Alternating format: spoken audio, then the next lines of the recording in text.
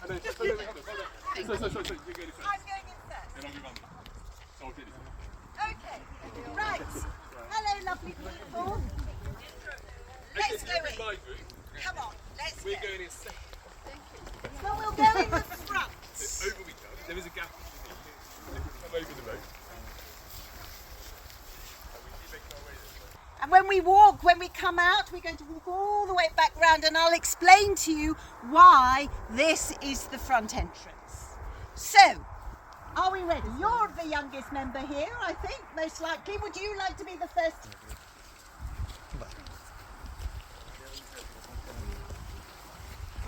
Oh, yes. All about it.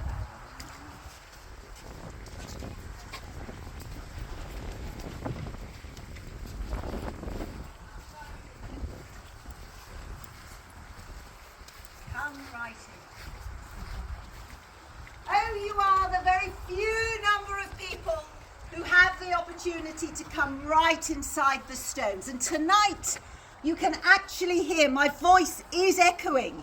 It is being amplified. Despite 30 years of being in the classroom, I think this is even, I can project my voice, but you can hear it echoing around.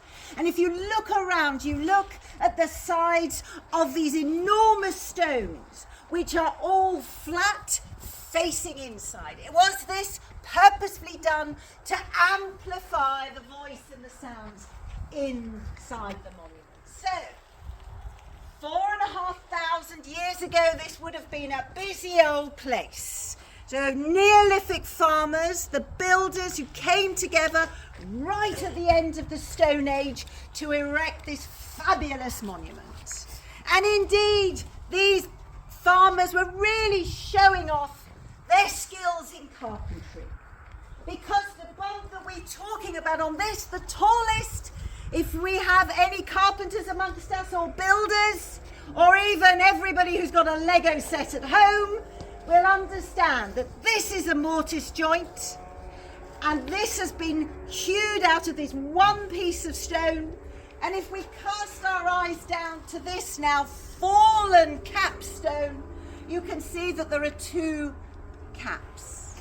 So I want you to imagine this stone here upright, this stone happily sitting on top, snugly sitting on top, just like Lego.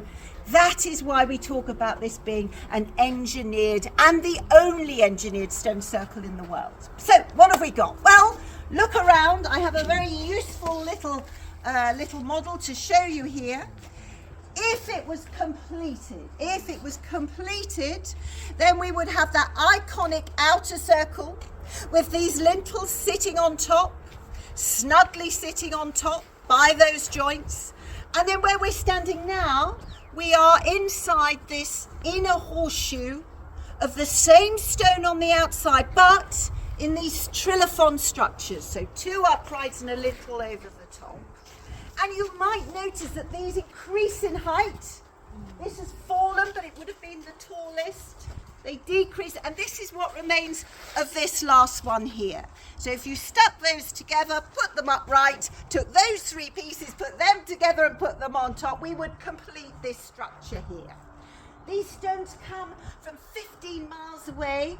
They've located them to where there is a wood now called the West Wood, and you can still see this sarsen stone, partly buried, but no enormous stones like this because they're all here. Hard, really hard sandstone. But we have other stones. So you can see that there would have been this inner circle just sitting inside. And if you look behind you, you can just see the remaining stones there. And indeed, in its final setting, because these smaller stones have been moved around, we're enclosed by another one of these horseshoes. But this time, these stones have been shaped in the same way that the larger stones have also been shaped and dressed. Now these smaller stones, they look blue on here, and they are what we call blue stones. But you might say, well, they don't look very blue. However, you can see that when these stones are first smoothed and hewed, that's your blue. And you've got flecks of quartz. These smaller stones are volcanic rock. Does anybody know where they come from? Wales. Oh, Absolutely. I went to yes. the museum. Yes, absolutely. Well spotted. So 150 miles away from the Preseli Hills. They're not as heavy as these. These on average are 20 tons. The smaller ones are 2 tons. But we think there would have been 80 of these blue stones to begin with. And they've lodestone, the heel stone. To the left of that, if you were here 2 weeks ago, you would see the sun rise on the horizon. Actually, those trees wouldn't have been here 4,500 years ago. The sun is slightly out because of the tilt of the Earth's axis.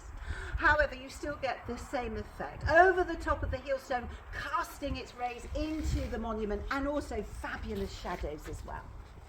But conversely, if you look behind you, so if you're here for the short, oh no, sir, now that is the altar stone, so I must ask you not to walk on it.